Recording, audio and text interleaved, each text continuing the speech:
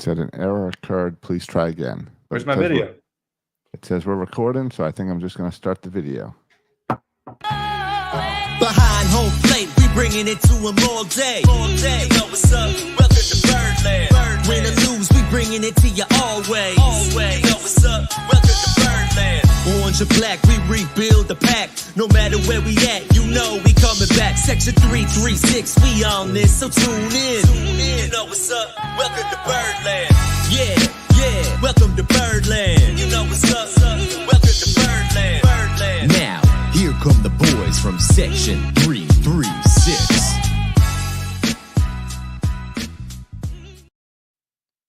Ladies and gentlemen, boys and girls, Baltimore sports fans of all ages, welcome to Section 336, Next Generation of Baltimore Sports Talk. I am your endearing string host, Matt Soroka. As always, I'm joined by the button lover, Josh Soroka. Hey, Matt. How you doing this weekend? I'm pretty good. And we got a third person here. Our guest, Zach from Pigtown Sports. Welcome, Zach. Thanks for having me in, fellas.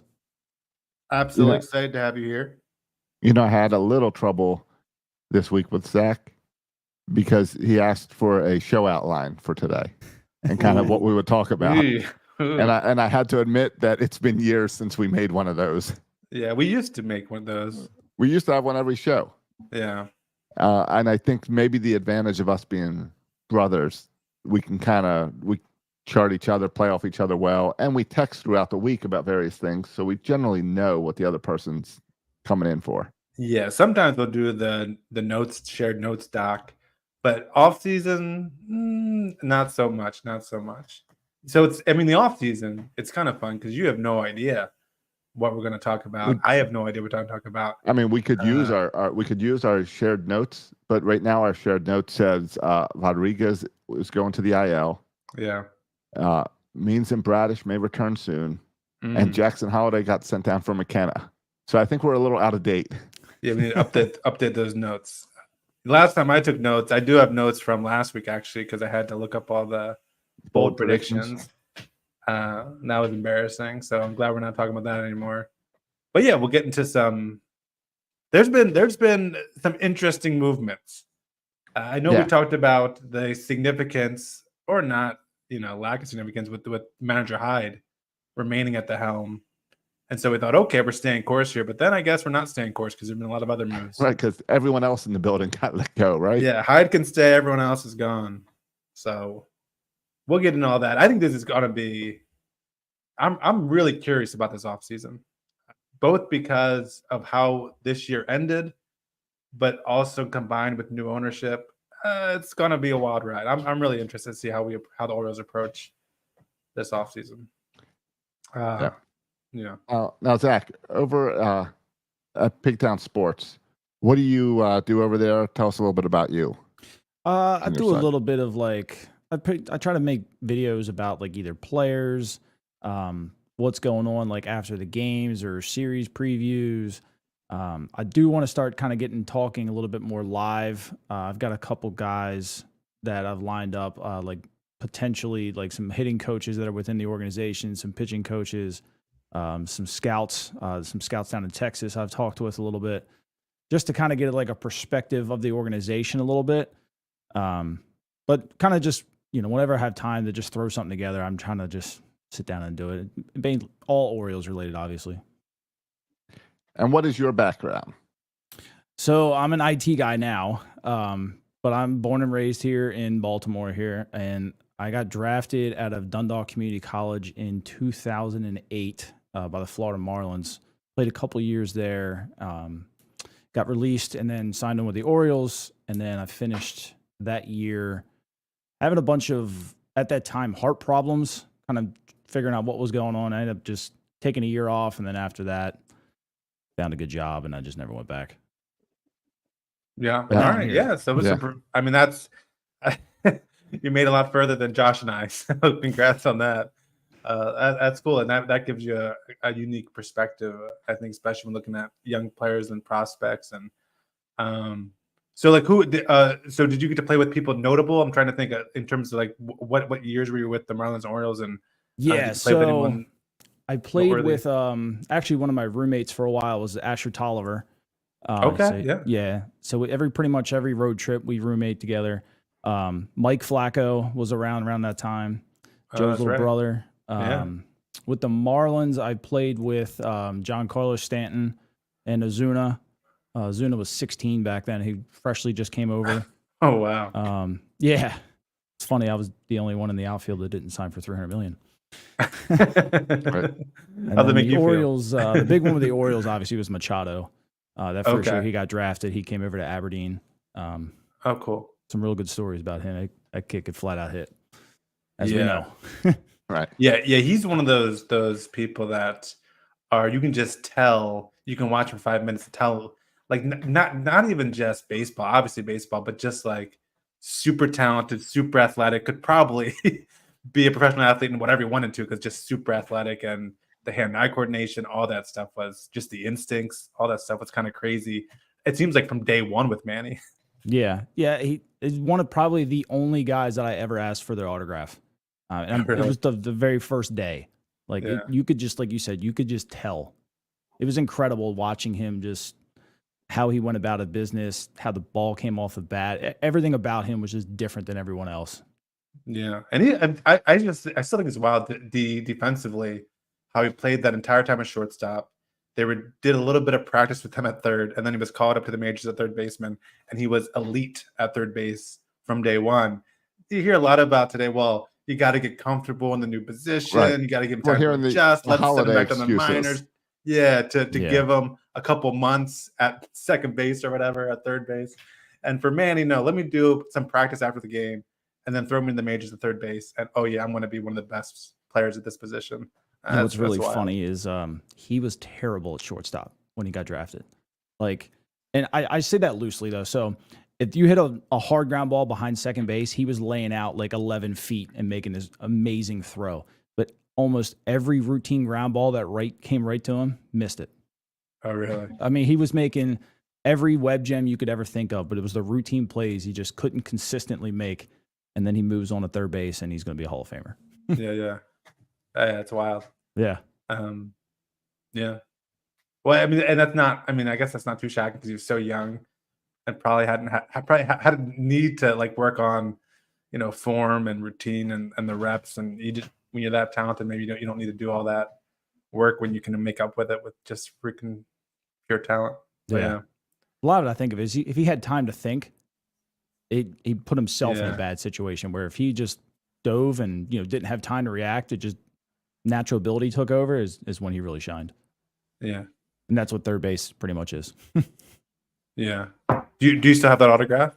I do. Was it a baseball Yep. or something? Yeah. Yep. And it was the first jersey number that he was ever assigned, number 27. It's still sitting in my parents' house. Oh, nice. That's cool. Yep.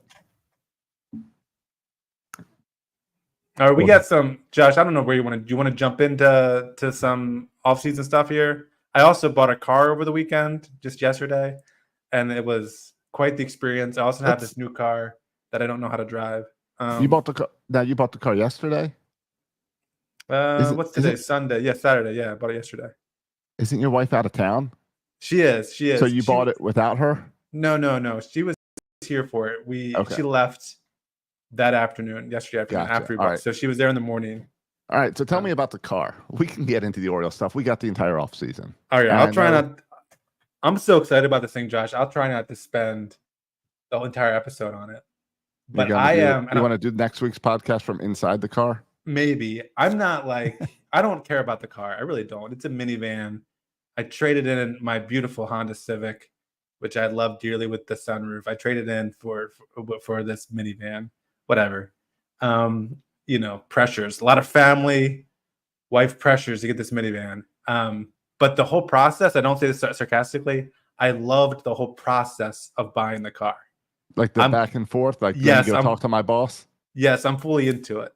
And I went the first day with Emily, and Emily gets so irritated because like all we wanted was to see the car, look at it inside, and like what's going to be the out the door price. Like that's all you want to do. And we could do that in 5 minutes, right? Show me the car, give me the out the door price. But you know how this thing works. They do the whole song and dance, and I'm there for the song and dance. I like it. I embrace the song and dance. The guy's telling me stories. He brings in, I mean, it's just like you would picture. It's like a guy in his 30s, and then he brings in the old veteran sales manager to kind of seal the deal. He's sharing these stories, and I love it. Right. I'm sharing them stories too. We're having a good time. And Emily's like, literally, Josh, Emily is kicking me under the table, like, wrap this thing up. Well, yeah. It's like, you got to embrace the show.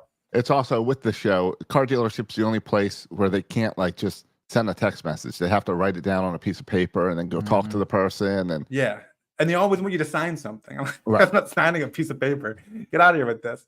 The one guy was like just writing numbers on a piece of paper and like signed the piece of paper with his written numbers on it. I'm not signing this random piece of paper. But I love it because I think one of the reasons I love it is because when I was younger, I felt like I was so easily taken advantage of at dealerships.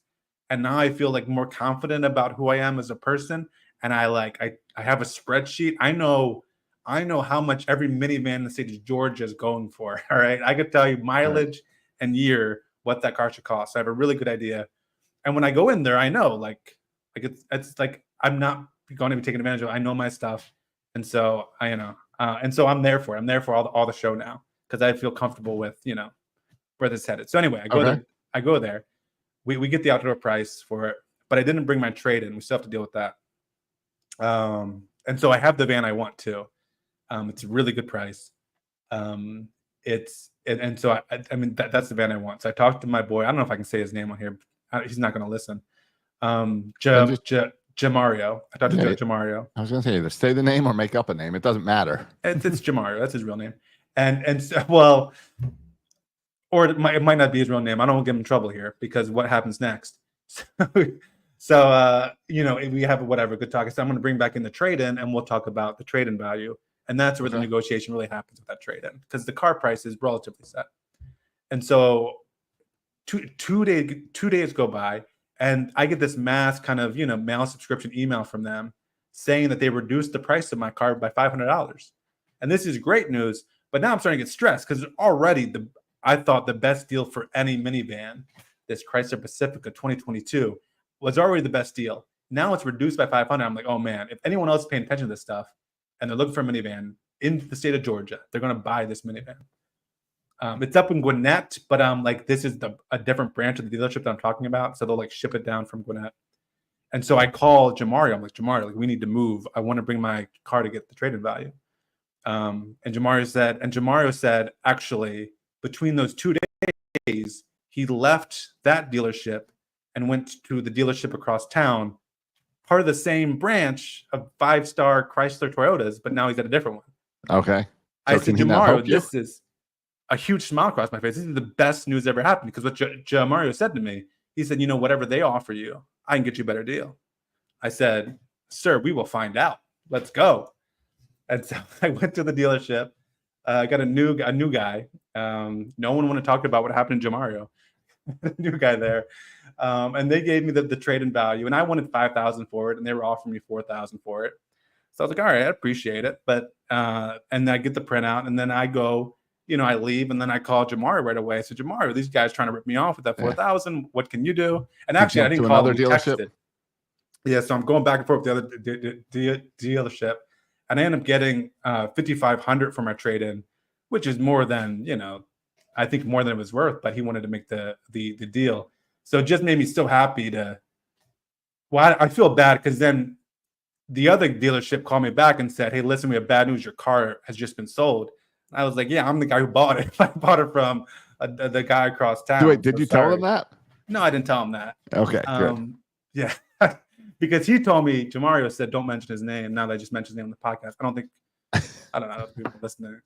Nobody in Gwinnett's listening to this. No, he's not an Orioles fan. I don't think he's listening. So anyway, we ended up getting a really good deal in the car. And it was just, I really liked the negotiation part too, the going back and forth, because I know exactly how my car is worth. And like to want to get more than what my car is actually worth, like pumps me up. And I felt really good about this perfect scenario because if Jamario didn't give me the price I wanted, I could always go back to the other dealership and say, hey, listen, at least give me this or something. I you gotta, that's what you gotta do. You gotta have multiple offers and have them have a backup plan. So I love the whole process. And then I went up and picked the car and, I hate that. I love my Honda Civic and now I got the stupid van and the minivan, Josh, there's a million buttons on this thing. All right. So I'm going upgrading from a 2015 to a 2022. And in those 7 years, they put a lot more buttons in cars. Can I just say that? my whole screen's lit up with, I got an A over here. I got this car going out of the lane over here. I don't know what any of these lights mean. I'm like flipping through the manual saying, is this supposed to happen to this car? Like, is that A supposed to be on? The auto stop, whatever that is. There's parking assist, there's lane assist. There's so much stuff going on. I can have my own profile now, and everything is set. The seat, everything is set to my profile. It's just too much going on. Well, welcome to the modern world of cars. Give me my 1995 Toyota Corolla with the wind-up windows. I don't know how anything works in this car. The auto brake or auto stop is the best thing ever. Oh yeah. Really? What does that do? You sit at a red light and just take your foot off the brake pedal. Oh, really? And the car won't move until you step on the gas. Was it save gas or something when I was reading it? No, that's the auto stop. That like shuts the engine off. And then it starts it when you press the gas. Though. It's annoying. That one's annoying. I don't know if it's on or not. There's an A. Is that the one with the A and the circle around it? Yeah. Yeah. Okay. Yeah. Do I want that on or off? You can leave it on. You have to turn it off annoying. every single time you turn the car on. Yeah. Really? It automatically comes on. Yeah. And I think it's a like climate protection thing. Okay. And I got the whatever. Is it called Apple Play or CarPlay? Yeah, CarPlay. This is the first time I've had that big old screen with my map. That's real nice. That's the best part of a car. I'm not a fan, Josh. I got my first text message in it, and my kids are in the back, and it read the text message to everybody. I didn't realize it would do that. That's your own problem. You got to find that setting and turn that one off. Yeah, I mean, thankfully it was harmless text message, but I get a lot of text messages I don't want my kids reading. Right. Well, yeah. Fix it until next month when your wife sends the text. This might be the last year we let them believe Santa's real. Yeah. No, there was no text like that.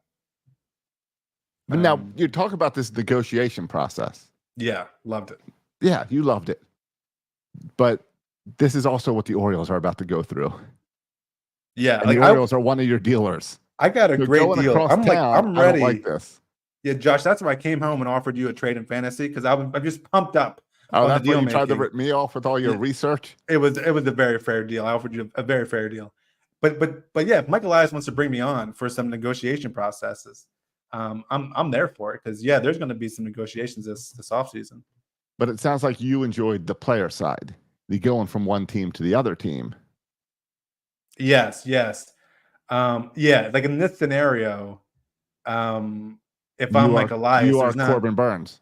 Yeah. There's not two Corbin Burns I can kind of go back and forth with here. No. There's just the one Corbin. No. So Corbin, in this situation, I hold the cards as the car buyer, and in the other situation, Corbin Burns owns all the cards as the elite pitcher. Yeah, Corbin Burns is going back between the two dealers. Yes, he can ask for whatever he wants, and then he can go back to the other team. Yeah. You're virtually Corbin Burns. Yeah, pretty much. And maybe I could even pull a Chris Davis where I get the ownership involved in driving the press. Right. Go around. All right. Well, if you're Corbin Burns, I'll be the Freddie Freeman of this podcast. Well, Freddie Freeman, that's an interesting scenario because he didn't make out too well with his deal. I feel like he was criticized for. Yeah, no. I meant more of his big hit Friday night. Oh yeah, the big hit. Sorry, I thought contract. No. And I'm down here in North Florida, which is a lot of Braves fans. So it was fun to talk to the little league kids on Saturday morning about Freddie Freeman. Because they were all in bed by then. Braves country. Yeah, you are too. Yeah, we well, actually, where I'm at, they don't care. It's all Georgia Bulldog football right now. They don't care about the baseball. Freddie Freeman, no one cares. They're Georgia football. That's what's all. Really? About. See, I've talked to my kids about Freddie Freeman. I talked to the bakery guy at the grocery store yesterday about Freddie Freeman. They all want to talk about Freddie Freeman to me. Yeah. Dad sending me text messages about Freddie Freeman. Yeah, I got. I'm so tired of Freddie Freeman. Yeah. That was a hell of a swing, though. Yeah. I mean, it's unbelievable what he did. Yeah. And the announcer setting it up with, well, he can't run very good, so he's just got to get enough to get to first base. Yep. Well, you don't need to run if you clear the fence. I think, Zach, would you say? I mean, I maybe you can be a little more objective than we can. I don't know, but it feels like this playoffs, outside the Orioles losing, which makes me angry and bitter.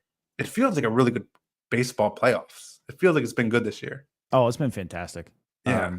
The Orioles, two Orioles fans, it's a cloud hanging over it, but every single game, like even the Royals and Yankees, was just great baseball. Yep. I can't sit here and say the Orioles would have provided that against the Yankees. I don't know. From the way they looked the last month and a half of the year, who knows? But it's been really fun to watch in both leagues, AL and NL. They're getting after it. What do you think happened to the Orioles that last month? What is your theory? I thought we were going to look forward today, Josh, but okay, I know. fine. I really don't know. I sat with some friends. I'm in a group text too, talking with the Orioles all the time.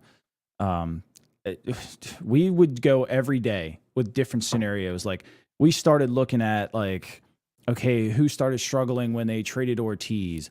Who started struggling when they acquired Rodgers? Or what happened in the news that day that came out publicly? Like we couldn't find anything. Something obviously happened in that clubhouse. Majority of professional sports, you never really find out about what that really is. There's obviously, we all read rumors on Twitter, some things that came out. If that was potentially true, that was a big deal, and it would answer some of the questions. If it wasn't, I mean, we're all sitting at the same point anyway, trying to figure out what the hell happened. But you looked at several, I'm going to say, I probably shouldn't say, but I'm going to say several superstar players who just didn't perform. And we all expected in October for the bullpen to be our Achilles heel, and yet they were the best part, and the offense was terrible. And it's kind of the exact same thing happened in 2023. We got in October, and the offense just was nowhere to be found. I don't know if it's a pattern. I don't want to say it's a pattern developing, but they got to prove it otherwise. Yeah, and it feels like, I mean, I'm hating on Josh for bringing this up again, but it also feels like if we look kind of at what the Orioles should do going forward, you got to kind of answer what happened, right? Because that's going to help determine your moves going forward. Was this a blip on the radar, or is there some kind of cultural locker room issues, or is this something where these guys just aren't going to get it done? We need to upgrade our talent. Like I think all these questions, how you view what happened at the end of last year, is going to kind of determine how you're going to approach this thing going forward. Have either of you guys watched the Red Sox documentary on Netflix? Not yet. Comeback, No. I think it's called, about the 2005 Red Sox team. I haven't watched it yet either because, it's the Red Sox. It's going to take me.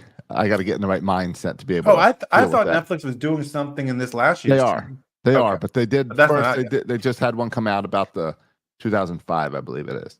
Okay. And I had some. I saw some messages and talking about how the big takeaway from that series is the clubhouse, and the clubhouse of that team, and how that team spoke of each other in that clubhouse, and that's a big lesson for the Orioles to learn from. Now, however, when I look at what the Orioles have done the past month with firing the bench coach, the hitting coach, the pitching coaches, the clubhouse trainers, they clearly think there's something else going on here that they need to clear house.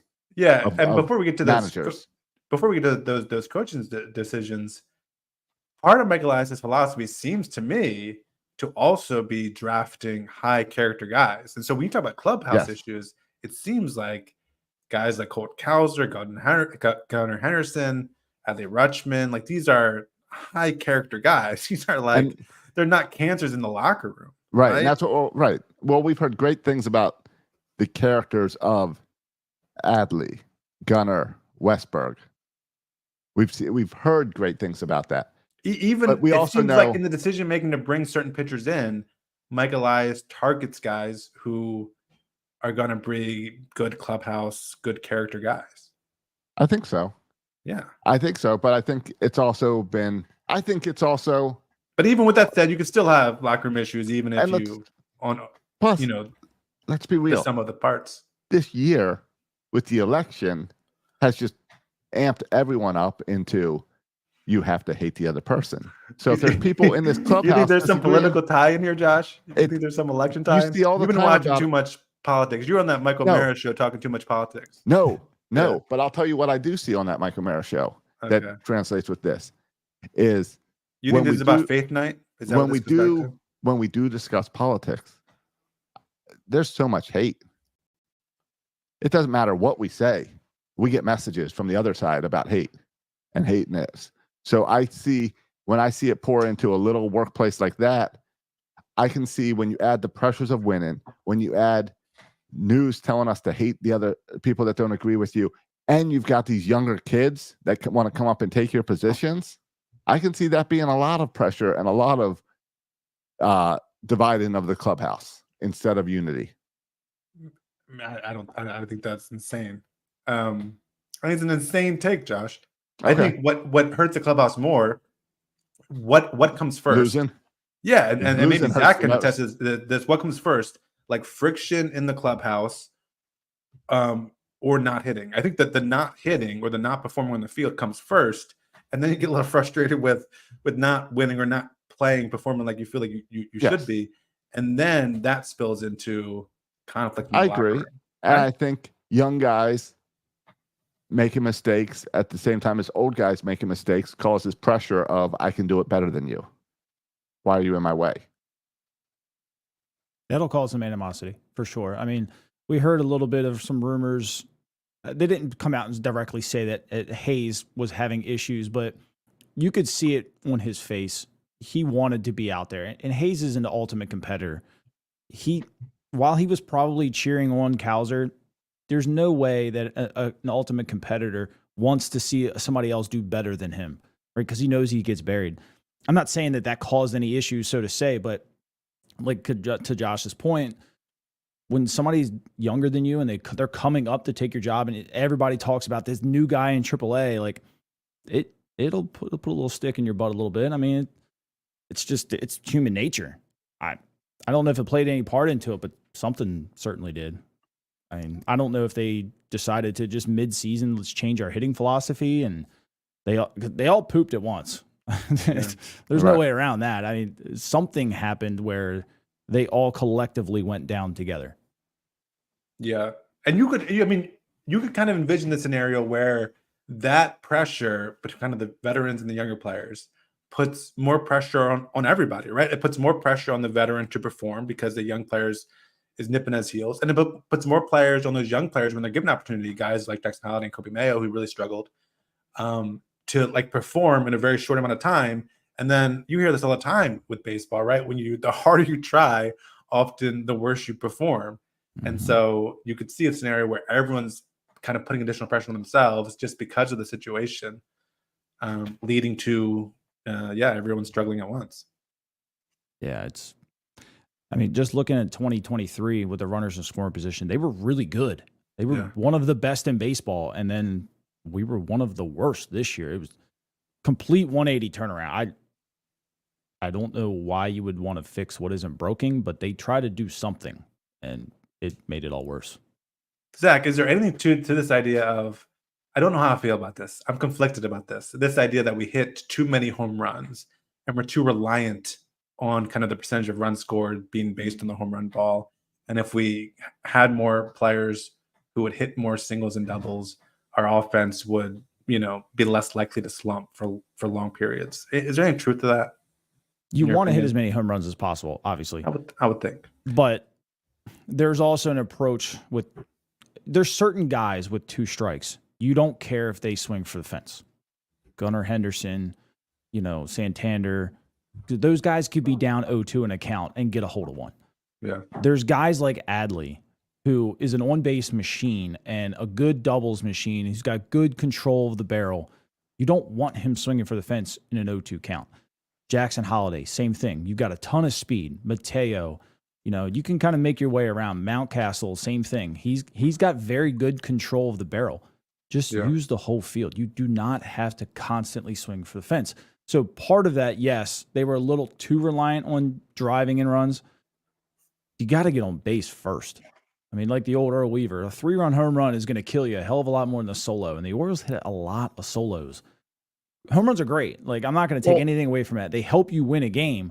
But when you're striking out 19 times before you hit a home run, like it's doing nobody any good. Like having runners on base causes pressure to a pitcher. And especially if you get somebody with speed. If Mateo gets on or if Holiday gets on, okay, now he's got to focus on this guy might steal second. Or this guy at second might steal third. He's going to make a mistake down the middle of the plate. I don't think, obviously they took that into consideration, but they just didn't put it into play.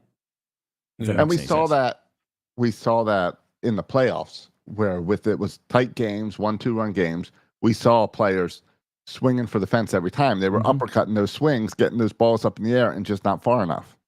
Yeah. Yeah, and I made a video about it too. Like, you can hit 1 million home runs in Baltimore in June, July, and August. It's humid, and the ball absolutely flies when it's hot out here.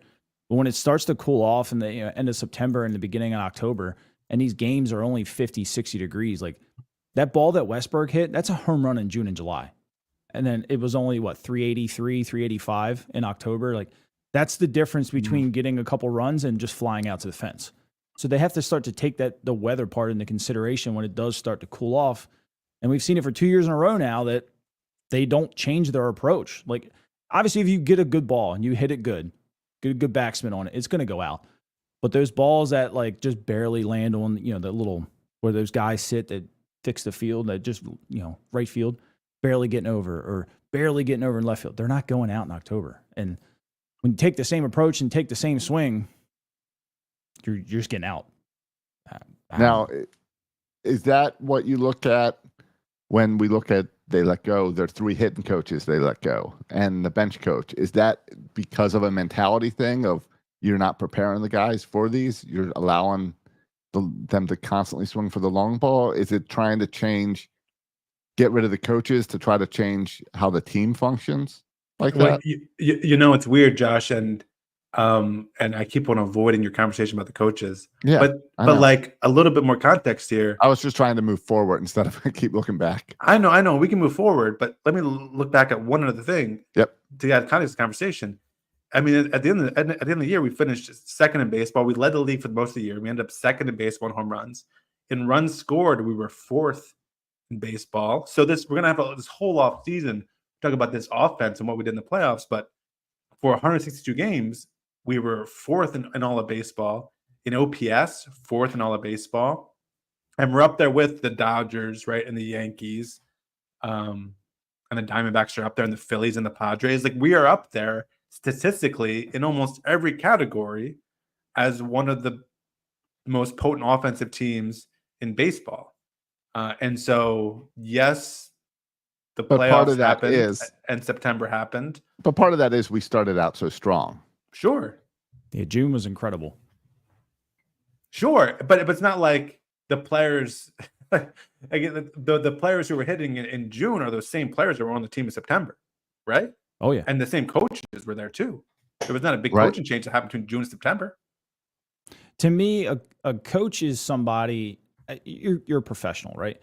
You know what you're doing. You know how to prepare. You know how to study. A coach, they have, obviously they're looking at the film. A coach is there to see that one little thing that you're just missing, and to kind of go over an approach, right? They gather a lot of data. So before every series, they have a ton of data on like the pitcher. They know what he likes to throw and what counts, how he attacks a right-handed hitter, how he attacks a left-handed hitter.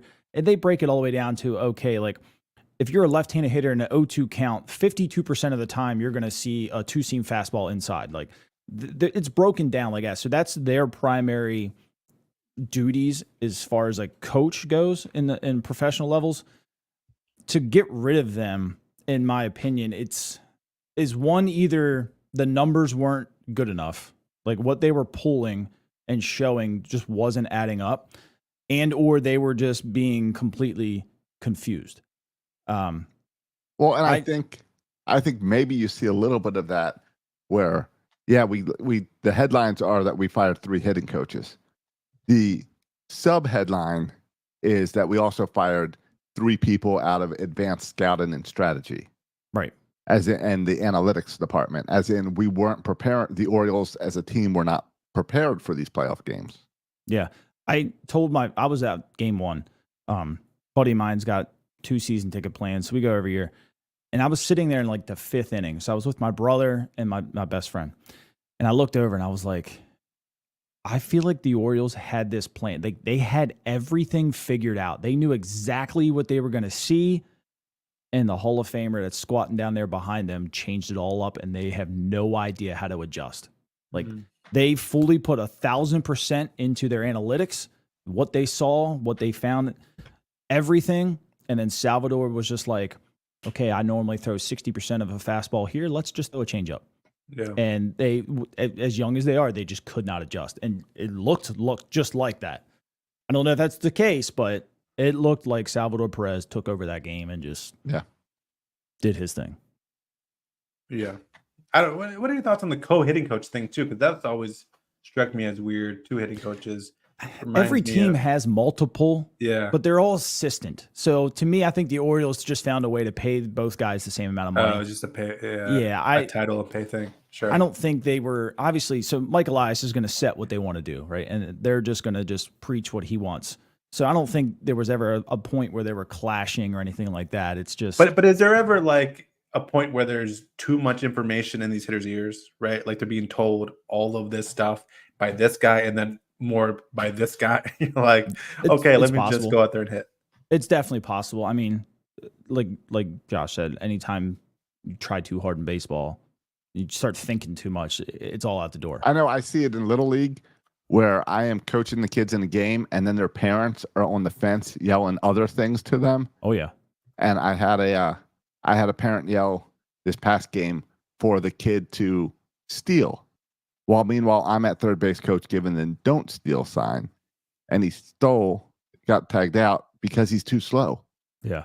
And he doesn't slide good. So so I knew he couldn't make it, but he listened to his parents. Oh, ouch. Josh, I'm turning into one of the parents. You know what I always do? South always plays third or short, and they tell him all the time to not throw the ball. Right? Just field it and don't throw it because it's so hard. It ain't you to throw it all the way to first and get him out. Well, even harder for the first baseman to catch it. To catch the ball. There's like a 5% chance it'll work. So statistically, you're better off at that level just holding it. But my argument is you're never going to get better at throwing the guy out unless you actually practice throwing the ball. So I always tell him to throw it. And the coach is always saying don't throw. So I'm one of those parents. I just want to confess that to you. I coach that way, though, too, where I tell my pitchers to try to get the pickoffs. They never get them, but I want them to get used to that motion and throwing over there. Mm-hmm. Everybody at you, if you want to get a standing ovation by the coach, you hold the ball up and you just kind of hold the ball. That's what the epitome of success in this league is, catching it and holding the ball. That's what we're all looking for here. It ticks me off, Josh. All right, you brought in Little League, so I got to tell you a Little League story from Saturday. All right, and then we got to get to what might be the biggest the biggest news in Brian Ebel after 40 years. But okay, go ahead with your Little League story first. All right, real quick, Little League. Yeah, we're playing a tight game. It's a close game. We there's I think there's 2 outs, bases loaded. We got a guy up at the plate. It was either close or tied at the moment. Bases loaded, 2 outs, guy up at the plate. He throws a ball, and then the other coach calls time. I'm over coaching third base, and I'm just watching, and the coach calls time, and he waves for the other players to come in to, like, they're going to talk strategy. Now, I'm smart enough to know that this is 12U baseball. There's not much strategy you're doing right here on 12U rec baseball. Yeah. When all you need is 1 out, you want the kid to focus on the batter and get the batter out. So I pay a lot of attention, and I watch as the pitcher hands the baseball to the first baseman. Oh, hidden ball trick. So they're laying out the hidden ball trick. Yeah. So I'm at third base coach yelling over to my first base coach and the person on first base. He's got the stay ball. on the bag, stay on the bag, stay on the bag. And everyone's looking, the team's all looking at me. I'm yelling while the pitcher goes on the mound and pitcher gets on the rubber. So instantly I'm like, well, this is stupid. It doesn't work anyway. I'm still yelling, stay on the bag. But these umpires don't know any of the rules either. Right, so you got to be careful with this. I'm watching, and the pitcher stepped on the rubber. So then I'm questioning myself, like, maybe I'm crazy. Maybe they're not doing the hidden ball trick. Yeah. So I keep yelling, stay on the rubber, or stay on the base, and then I watch, and then my kid, again, the pitcher stands up like he's about to go into stride, and my guy steps off first base, and sure enough, tag him. Yeah, but that's the right move if he's on the rubber about to go in stride. Yeah. So then the coach yells, something like, you got him or something. Great job. Great play. And I run out onto the field. I say, no, wait. I said, wait. He was on the rubber. The umpire has to calm me down. He goes, I saw the whole thing. It's a balk. You guys rotate. Guy scores. And then the coach starts yelling at the arguing with the umpire. And apparently with 12U, if you want to, he's like, the umpire said you can do the hidden ball trick, but you can't even be on the mound. You can't be on the dirt for 12U. Oh yeah, So, and that makes sense. Yeah. So they screwed the entire thing up, and I was so tempted to properly do the hidden ball trick later on them in the game, just to kind of teach them and show them like, here's how it works. But the umpire was handling things really well, so I backed off. Yeah. Now I found out that you got to be careful because umpires at that level might not know the rules. I've experienced a couple times. Yes, definitely. I mean, we ran an issue where the umpire was not even aware that if there's a force out anywhere, not just first base, that the run, and it's the third out, the run doesn't count. That scores. Like, we ran into that issue. It's like, well, what are we doing here, people? Well, that's yeah, maybe I haven't ran into that one yet. I ran into high school kids. And you know what, Josh? I didn't even argue it because I don't even care. It's AU. Yeah. You call them out, whatever. Right. Well, I had argued the hidden ball trick, but I argued and I was already on the ump side. The ump already saw everything. Yeah. So good umpire. All right. It was fun to see them screw it up. But anyway, the Orioles let go of their of Ebel, who's been there for 40 years. Yeah. Now, head athletic trainer. Yeah. Yeah. Is this because we've had so many injuries this year, or is this because he's been there for 40 years, he's ready to retire? Well, you know what's also wild, Josh? If you look at it and you read all about it and people are talking about this, there's only been 4 athletic trainers in the history of the Orioles. Isn't that kind of wild? That's like a lifetime position there when you get to become the head athletic trainer. Yeah, it's like the guy that prepares the balls, and it was like him, and then he passed it down to his son, and there's been like 2. You don't know what I'm talking about? I forget this guy's name. I don't know if you're talking about passing to his son. It was Bancels before this. Richie Bancels before this. He was there for a long, long time, and Ebel has been here. Yeah. Was Ebel like his assistant? Before then? Yes, I think that's true. I think it was Richie Bancels and Ebel was an assistant. So let me ask you guys a dumb question. Do you think Elias has looked at a lot of these guys and just said, "You're an Angelos guy. See ya"? I think that's the easy answer is we have new ownership, so everyone's being looked at and everyone's being prepared. But he was 40 years. He was there before Angelos. Yeah. Yeah, but he's not a Mike Elias guy. Right. Yeah, but he's not necessarily an Angelos guy either. Yeah. I mean, he was the head athletic trainer for what the past, I think, like 6 years, maybe 2018. So it wasn't in that same position for a long, long time. The Orioles did have a bunch of injuries this year. Did we think the Grayson injury was an issue?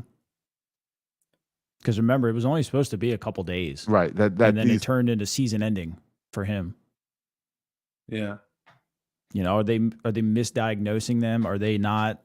Because remember, he was also like the All-Star game trainer this year. Right. Yeah. No, I mean, I think he's a highly respected dude. I don't think he's bad at his job. I think there could be an element of trust. Like, maybe did he trust these guys too much and it backfired when they couldn't stay healthy?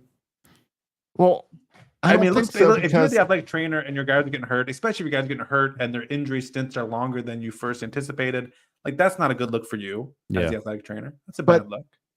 But if it was about player injury, wouldn't you fire the entire training staff? Well, when you bring a new guy in, he's probably gonna bring his own people in anyway. So they'll all be eventually done. But what is MLB.com is saying that the assistants, Mark Shire and Patrick Wesley, remain with the O's organization and could be the candidates for head athletic trainer next year. Oh, we'll see what happens there. I know, like when I played, like we used to get like a textbook, and it was thick. Every off season, they developed like a nutrition plan for every individual player. They developed a workout plan. I wonder if maybe they decided to like change how hard they worked out or how often or something that led to more injuries. And then Elias was just like, dude, that didn't work. And now you're gone. Something like that would make sense. I am shocked with how they've handled it, that every article is they're letting him go after a year full of injuries, not he's been there for 40 years and ready to retire and spend time with his family. Like they're not being all professional and like nice about it. And the Orioles haven't said anything. So like Right. No one's been But- fired, right? They've never used the terms Yeah, no. fired. They're not right. They're not coming back because they're Yeah. year-to-year contracts. Is that a professional thing, or is it like? No, I mean the way the articles are being spun Oh, okay. is focused on the injuries. Yeah, And but you know, Josh, why would but they all- say he's retiring? Like maybe he'll pick up a job with Well, another no, team. that's what I'm saying. It's not that he wants to spend time with his family because everyone writing these articles is familiar with Brian Ebel. Yeah. Any one of them would have had a conversation with him and said, "Hey, are you retiring? What's going on?" The same with So- Freddie Gonzalez. Like, Yeah, same with that was Freddie out Gonzalez. of the blue. Like, is he retiring because he's older, or was he shown the door and they did it in a nice professional way? Zach, what's your take on Josh's theory that the only reason Freddie Gonzalez was let go was to make room for Buck Britton, and this is all a slowly evolving plan to get Buck Britton as Well, as the you got to manager of back up. this You team? got to back up my plan Yeah, because okay. it's not my plan. It is a readjustment of my plan where I believe Brandon Hyde was not supposed to still be the manager of the Orioles. That he possible. got manager of the year and then they got stuck with him. That's possible. Yeah, I mean, you got to find room for Buck. I don't know if directly putting him as a bench coach right away is the thing to do. Major league bench coach would be one thing, but like what I forget the guy's name that got fired or whatever they did. That position potentially to kind of like groom him and show him how to do things. Yeah, the Freddie Gonzalez position. No, the other No. guy. The Jose Hernandez. Oh, okay. Jose, yeah. Yeah. Like kind of like leave him there to like learn from whoever takes over Freddie's position kind of thing. I don't know if they're going to throw him right to the Wolves.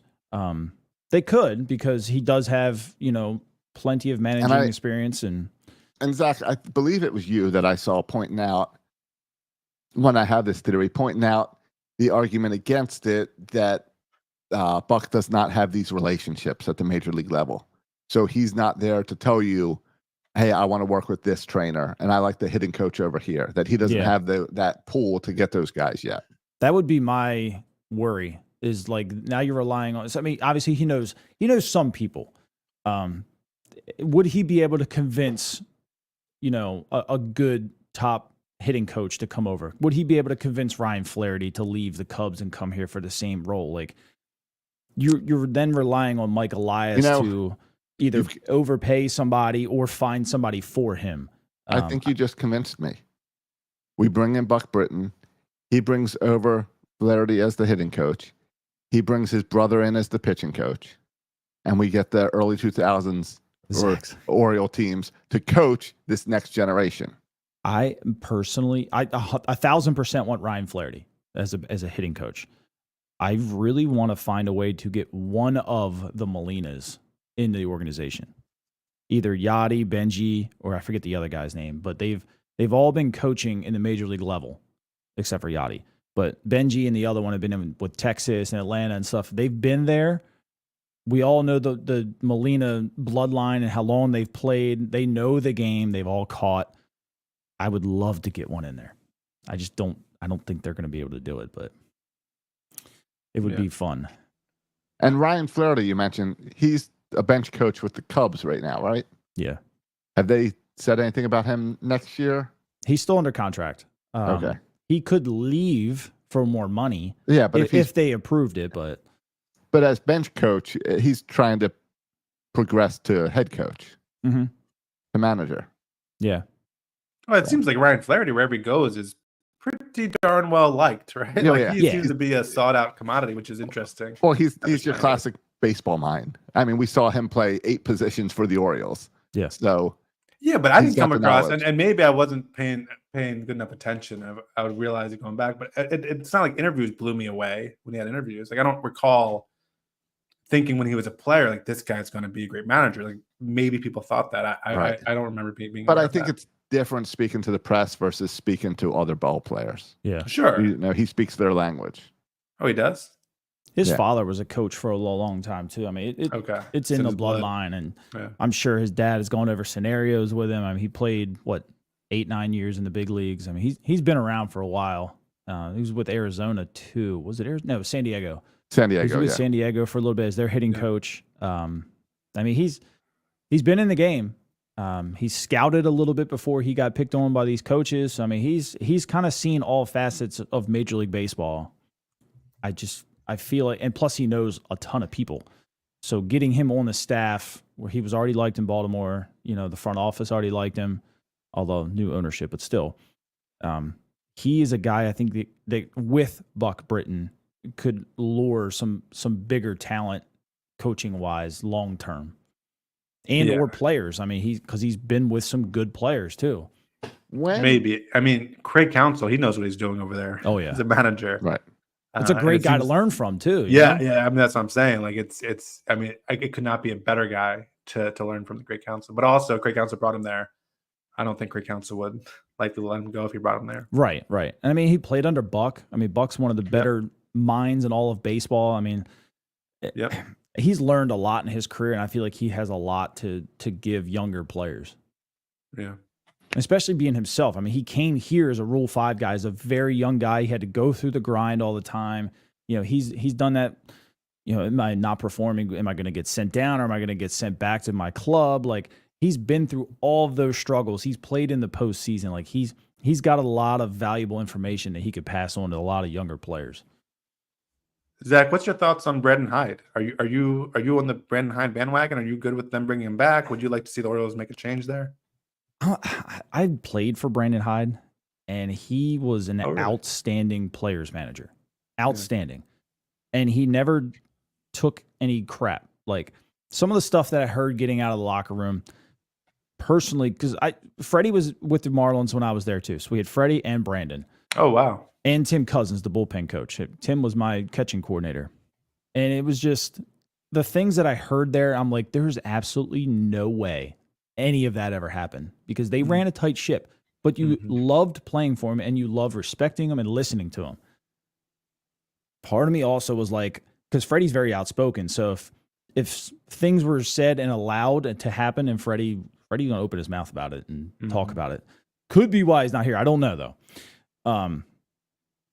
But Brandon he's a wealth of knowledge in the game.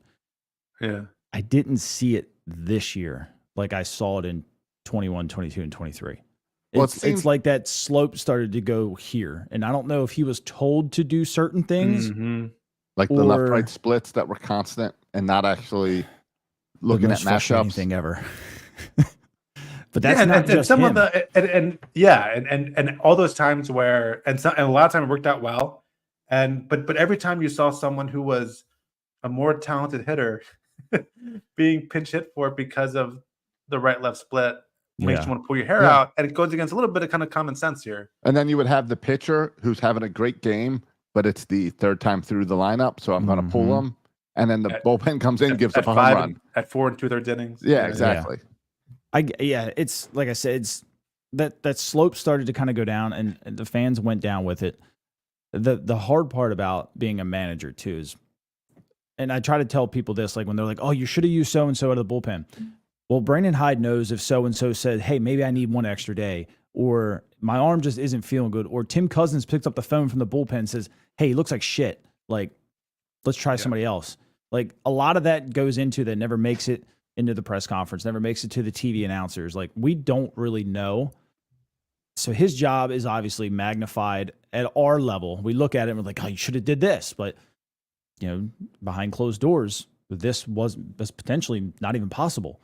So his job is a lot harder than people probably give him credit for, just because we don't know. I mean, that's just a baseball thing. Like, you're never gonna know because then the other team knows too.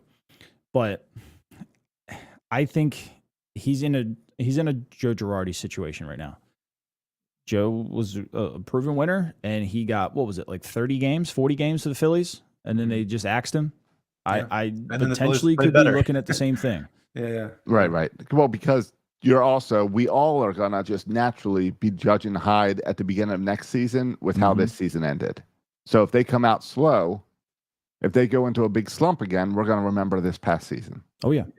There is something silly, though, to Zach's point of hopping on Twitter on a game on June 13th and wanting to fire him based off managerial decisions on June 15th, right? Like, it's a long season. I mean, it's the same way last week.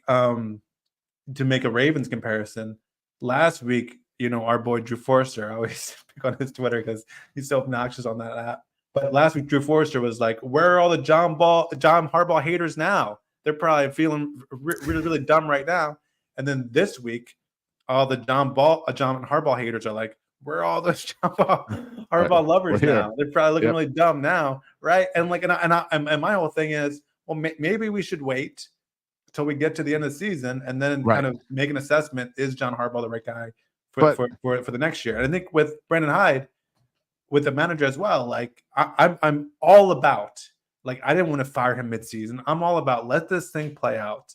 Let's see how he does over the course of the entire season, because it's more about, I think we get overly critical about these minute decisions day to day.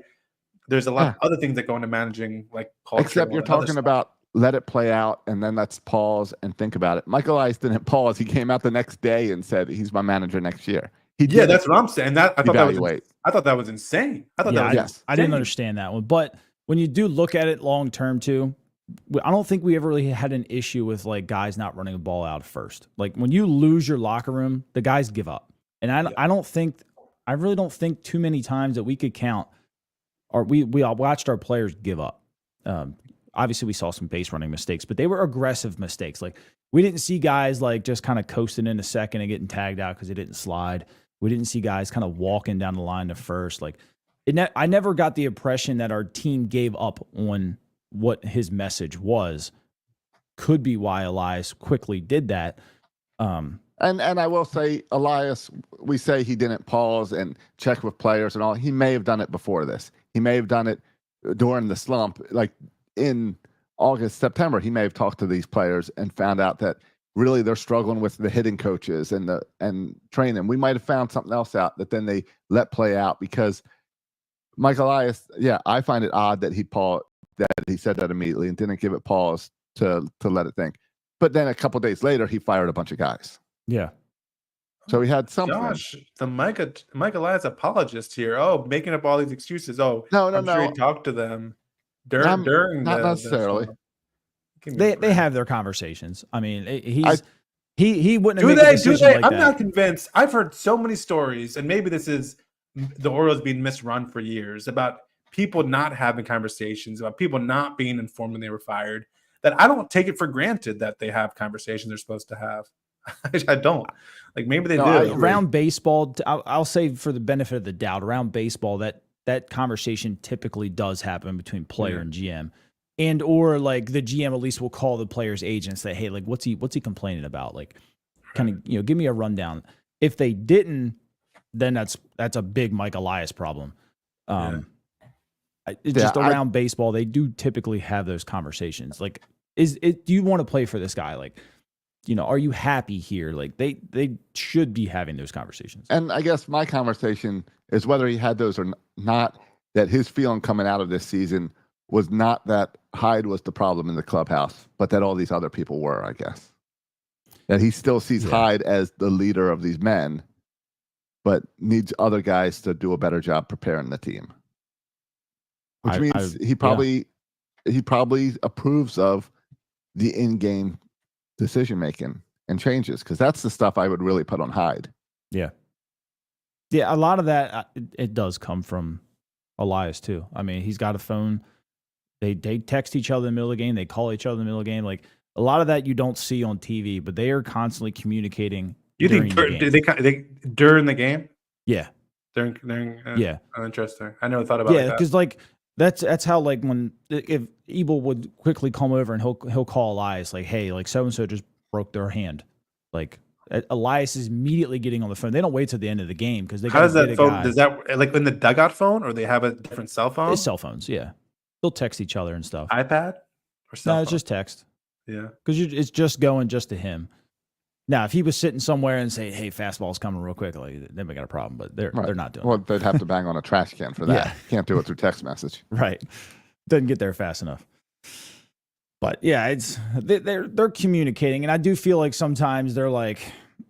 I mean, I see Michael Elias on his phone sometimes while he's watching the game. I always assume he's like on the Verge Twitter account watching highlights or something, but maybe he's also texting.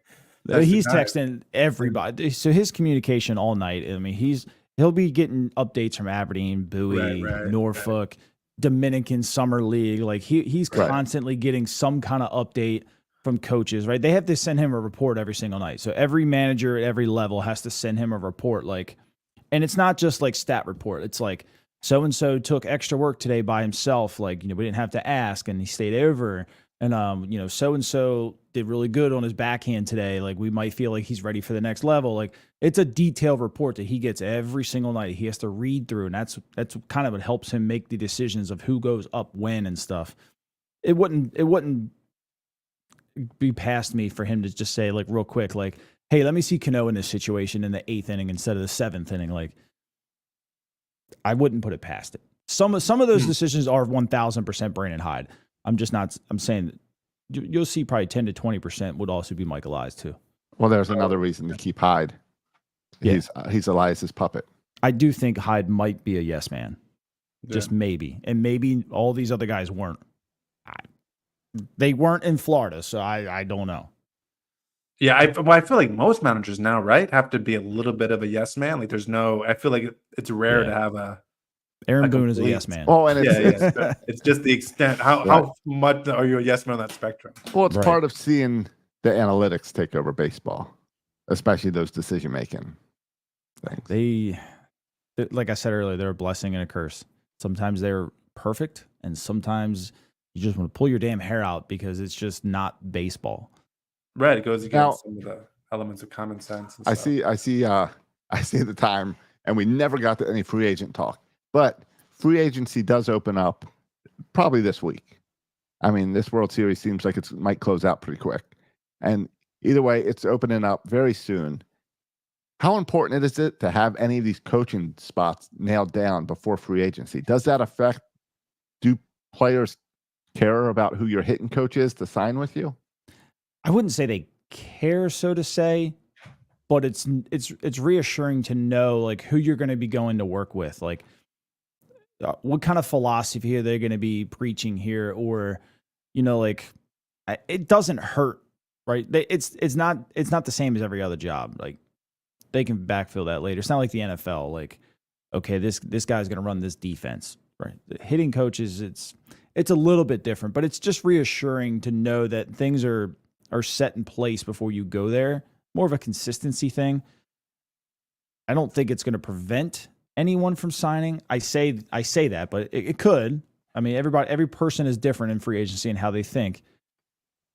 I would feel more comfortable if over the next 7 days they would announce at least one coaching spot filled. That's just me though. I don't know. It worries me a little bit. It doesn't hurt to have them filled, because if you do have them filled, if you bring in a guy like Ryan Flaherty that you speak of all the time, he has relationships with players that love him and might want to come because of him. Right. For sure. I mean, like he was coaching in San Diego, so I mean he's been around a couple of guys from there. Been coaching in Chicago a little bit. I mean, he's been around. It wouldn't hurt. It wouldn't hurt you to not have them filled, but it wouldn't hurt. It would be good to have them filled. I couldn't get that out right. It makes sense. I think the unknown could make players a little bit nervous. Yeah. So you like that known commodity there. Like if you're trying to sign like a big guy, like say if you're down to like Bregman, Santander, and so, we'll just throw something out there, Goldschmidt or something, and they don't know that, but the Orioles may be potentially hiring a hitting coach who's never been a hitting coach in the major leagues before. Like, and you already signed here, and then you're like, what the hell is that? Yeah. Or the rumors are, right? And you're going to be like, I don't want to work with somebody who's never done this in a major league level. Or if they hire somebody who's like very respected around the league, you're like, okay, this is a good situation here. Like if you're looking, we'll say between, I don't know, I'm just going to throw this out there. The Athletics or the Orioles, right? So the Orioles have a great staff here. I feel like they can make me a better player. Yeah. I'm going to choose them, even though it's a little bit less money. Right. Now, if you have the Orioles that don't even have a vacancy, and now you have in your mind, like, okay, who might they hire? Like, what if I don't like this guy? What if he's young? What if he doesn't know what he's doing? It's just a 1-year deal. Yeah, I'm making a little bit more money, but I could not be that good. And now I'm in the same spot next year. Like, it's little things, but it would definitely benefit the team to have that spot filled with a respected guy, in my opinion. Yeah, especially what you would imagine the type of players the Orioles are pursuing. There's going to be multiple suitors. The money, I think now, like most GMs have a pretty good idea, right, of the money that a certain player will cost. So the money is going to be comparable, I would imagine. So any type of edge or any type of potential disadvantage, you want to, I think, eliminate all those possibilities to make it as comfortable for a player to sign. Yeah, because all those other big teams, their coaching staff is set in stone. They've been there. Yeah. Everybody already knows them. The Orioles' backs are against the wall at that point. Right? Now you got to try and pitch this idea to a really good player, and you're not set in stone here. Yeah. Well, shoot, maybe we'll have to get Zach back on here sometime to actually talk about actual players and free agency and where the Orioles should be headed this offseason. Didn't get time for it. I'm sorry, it was my car buying story. I know. And I had some little league stuff. It happens all the time on this show where we lose track of time. It's maybe if we had show notes, we would follow along. Yeah. But I do want to talk to free agents because Josh, do you see the time? I know, but when free agency starts, the market's open and everyone can talk to everyone. Meanwhile, we've been able to privately talk to Santander and Burns. Zach, where do you see these guys going? Do you see either one of them having a chance of staying here? I think Burns has a better chance than Santander. I think Santander is going to get some kind of large deal out west, whether that be Arizona, San Diego. I think a lot of it's going to rely on where Profar goes. I think Profar is probably the number 1 guy, and then Santander's probably like the number 4, maybe 5 guy in the outfield. Although he's going to still get a very large contract, I think other teams are going to prioritize other players first, either a cheaper deal or, better on base and stuff. Somebody's going to go out there and say, I want a middle of the order bat. I don't care if you hit 230. Here's your 4 or 5 year deal, whatever they want to give. And you think that's based more on the depth of the Orioles and that we have other big bats that we can let him go and be okay versus we don't. You're not going to replace Burns with a Burns. Yeah, I mean, if Burns signs quickly or tells them quickly no, they might shift their attention back to Santander, but I think they're going to try to address the pitching concerns first, mainly because they only have, 3 starting pitchers on the roster. And do you let Burns go out and test free agency, or do you just give him the deal? You give him the 7-year, whatever, $250 million they keep projecting and just be like, here, we'll do it. I think they'll talk about it, and I still think he'll probably go out there and he's pretty hard set on just seeing what's out there. I mean, if he took 750 or 7 for 250 out, and the Dodgers like, I'll give you 7 for 275, or I'll give you 7 for 300, and I'll 20 years from now I'll give you $5 million a year. Like, he's going to take that, obviously. Like, he's going to float a number out there to somebody to see who's dumb enough to just float the money 20 years down the line. Right. Like the Dodgers keep doing. I actually saw the Dodgers are now favorites to land Soto for over 800. Which is crazy because you think if they win the World Series, hey, we'll back off for a while. We can ride this hide. No. They want to spend more. They're just going to keep spending and spending and spending just until they don't have any more money or don't win for 2 years. Yeah. No, it's baseball. The rich get richer, and we figure it out. Yeah. Michael I said that the Orioles will spend more this offseason. Do you think they'll really spend more, or do you think it's just the fact that everyone's price goes up that's currently on this team? That always happens, right? Arbitration costs. Yes, it always goes impossible up. Not. So do you think it's the fake going up, or do you think we really new ownership? It's the right time for this team. Let's make big moves. Well, what did we spend last year? Was it like 26 between the 2 free agents? I'll have to pull it up. I mean, not much, because the big deal was the trade for Burns, which added salary. That's right. So they didn't even pay for that. So what? Just $13 million for Kimbrel. So was that it? Right. So if they spent $15 million, right, it's more. Right, it's considered going up, right? Right, but that's what worries me. That's what I call fake going up. Yes, like that's the old Angelos way of going up. Like, oh yeah, we spent more money. Yeah, I mean, they're going to be what was they projecting, like 95 million or 97 million after arbitration and stuff. They're going to get over 100 just signing one guy. And there was an interview with Dave Rubenstein, when he wasn't talking about the Pandas, that he did mention that he'd like to see the Orioles win a World Series and that he's getting older. He's no Yeah. spring chicken. That's Yeah, right. he- He wants to see those. yeah. Like listen, like I'm fully bought in. I'm fully bought in to the ownership deal. I think the reason we didn't spend money in the past is because of ownership, and I think now we have ownership who will spend money.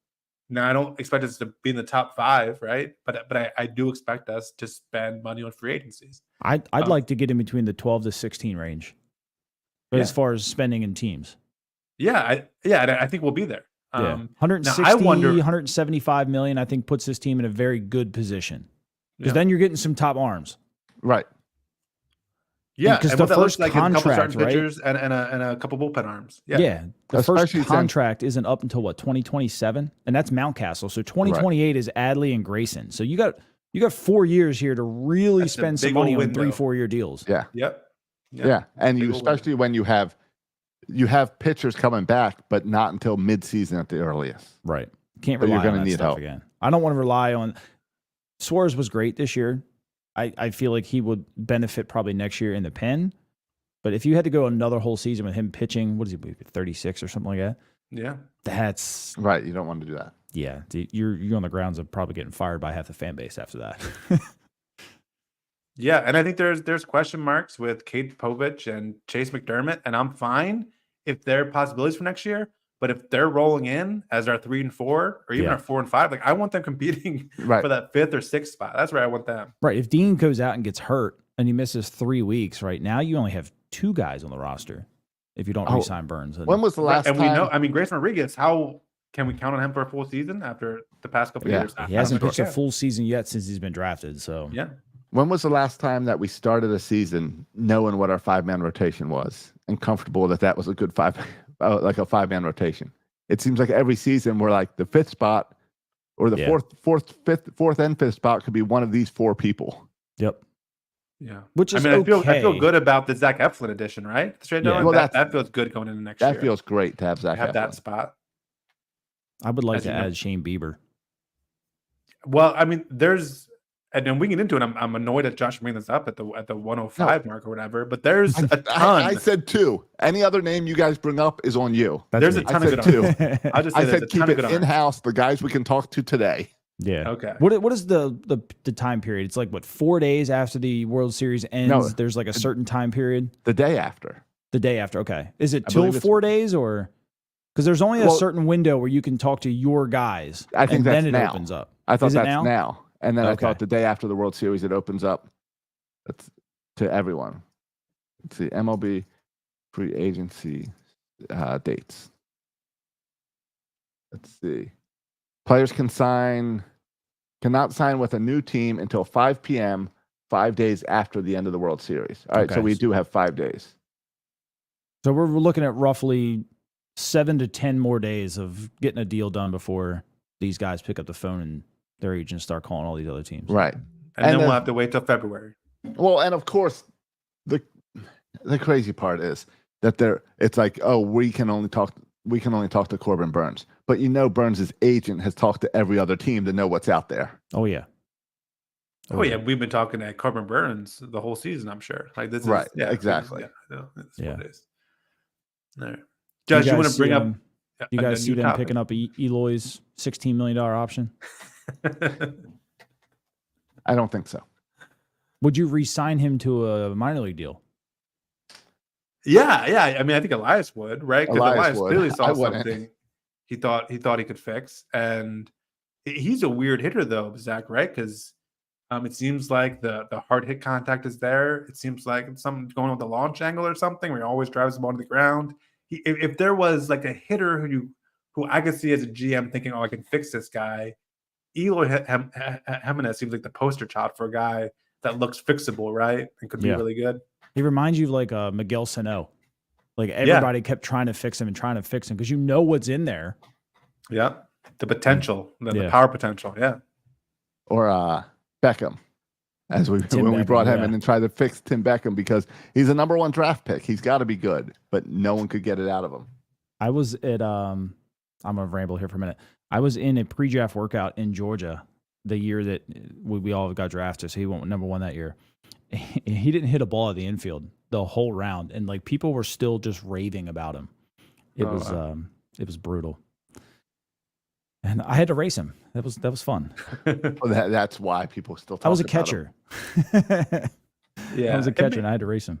It makes you wonder about those scouts and the scouting stuff, because again, they're looking at stuff I'm not looking at clearly.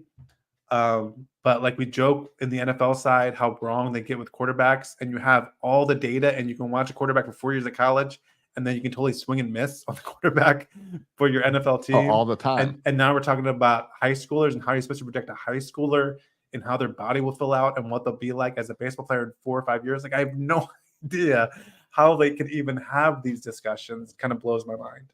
It's not easy. Yeah. It's not easy. All right, let's get out of here, Josh. We're going to bring up a new topic. We will talk actual free agencies probably next week. Maybe. We'll check the show notes. Next week? I think it's the week. Yeah, next week I'm good. The week after, I think I'm in Vegas on Sunday, so we'll have to figure out scheduling. Okay. Yeah, schedule gets weird in November for me too, but we'll make it work. All right. I appreciate you having me on, fellas. Zach, thanks for joining us. Yeah, Zach, if people want to follow your work, what's the best place that people can follow you?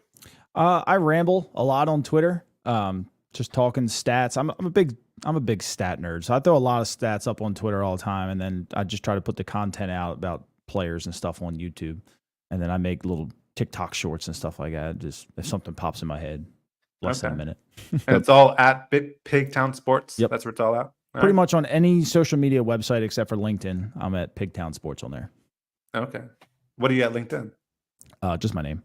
Okay. Well, that's professional. Now that's actually where I'm most active. I'm going to bow tie on that one. Now, Zach, what I would do is go on over LinkedIn and create the business Pigtown Sports. Yeah. And I tell you that because that's what I went and did this week, is created some businesses so then it would show up on my LinkedIn. That's not a bad idea, yeah. Because I launched this week, Matt, I launched the Podcaster's Warehouse to help other podcasts. Because as you know, I've been helping podcasts basically since we started this thing. But now I am a full-time podcaster, so I want to pick up some other shows. So if anyone wants to create a podcast or needs help with their podcast, they can go to thepodcasterswarehouse.com. I don't have the social media stuff set up yet, but they can message me on there and I can help them out. Yeah, you helped me with a tricky situation this past week to do an interview with the guy from Tanzania who I couldn't get a good connection with. So, yeah. So if you need to interview people in different countries or do I get nice checks every month from the state of Maryland to produce your work podcasts. Yeah. Any literacy nerds out there? The Journal of Adolescent Adult Literacy podcast. Check that out. That's a very niche audience right there. I would be curious. Are there crossover between people passionate about literacy and Orioles baseball? I'm always surprised. Yeah, I'm always surprised when I find crossover with the Mike O'Mara show. Yeah. I would love to see crossover with the Journal of Adolescence. Yeah, if you listen to both podcasts, please reach out. I want to know who you are. And why. Yeah, why. All right. Well, Zach, thanks for joining us.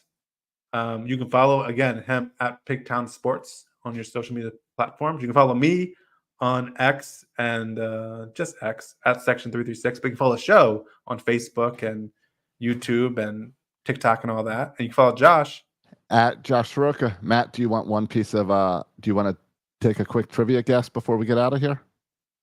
Sure, yeah.